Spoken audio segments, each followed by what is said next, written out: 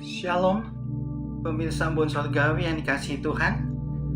Pada saat ini kita akan belajar bersama-sama tentang kebenaran firman Tuhan yang terambil di dalam kitab 1 Samuel 22 ayat 1 sampai 5, dan saya beri judul perikop ini dengan bahaya mengasihani diri.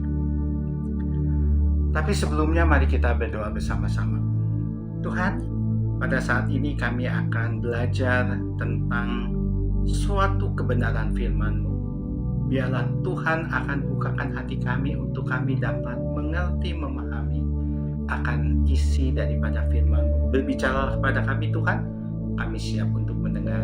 Di dalam nama Tuhan Yesus saja kami berdoa. Amin.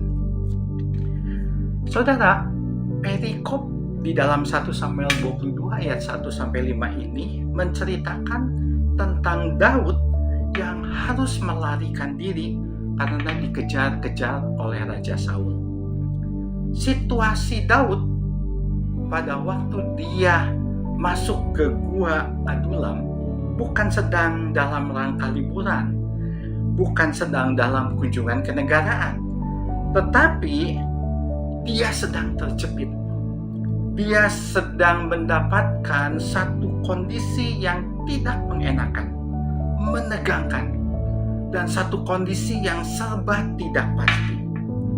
Namun, di saat yang bersamaan, berhimpun juga kepada Daud orang-orang yang dalam kesusahan, orang yang dikejar hutang, orang yang sakit hati. Kita lihat di dalam 1 Samuel 22 ayat 2. Di situ dikatakan, berhimpunlah juga kepadanya setiap orang yang dalam kesukaran, setiap orang yang dikejar-kejar tukang piutang, setiap orang yang sakit hati, maka ia menjadi pemimpin mereka. Bersama-sama dengan dia ada kira-kira 400 orang jumlahnya. Saudara, sebetulnya apa yang Tuhan ingin ajarkan kepada Daud? Situasi Daud sendiri sedang susah. Sekarang malah didatangi oleh orang-orang yang sedang berkesusahan. Orang yang sakit hati, kesukaran, orang yang ditagih-tagih hutang, dan semua berkumpul untuk ikut Daud. Jumlahnya juga bukan sembarangan, jumlahnya ada 400 orang. Sebetulnya apa yang Tuhan ingin ajarkan kepada Daud? Ternyata Tuhan ingin supaya Daud belajar untuk tidak mengasihani diri dengan berpikir, aku orang yang paling susah, aku orang yang paling sengsara, aku orang yang paling malang di dunia ini. Tuhan mengantarkan orang-orang yang juga dalam kesusahan kepada Daud dan mengangkat Daud menjadi pemimpin mereka. Itu karena Tuhan mau mengajar dan mendidik Daud supaya Daud tidak jatuh di dalam sikap mengasihani diri, lalu belajar mengasihani dan menguatkan orang lain yang sedang susah itu.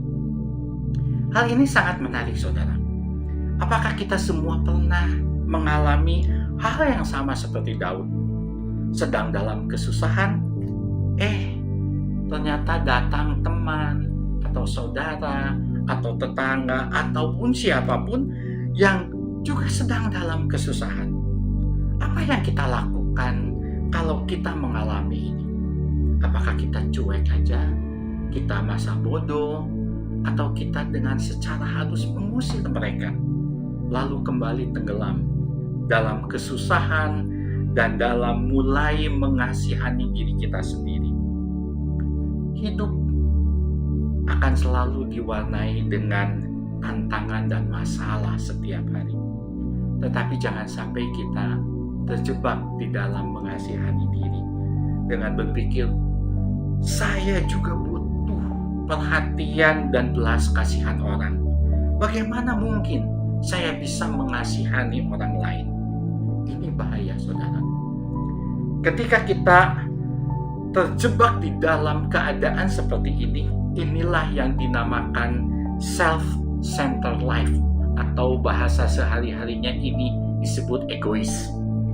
Maunya hanya ingin diperhatikan, juga berusaha menarik orang supaya memperhatikan dan mengasihani diri kita sendiri.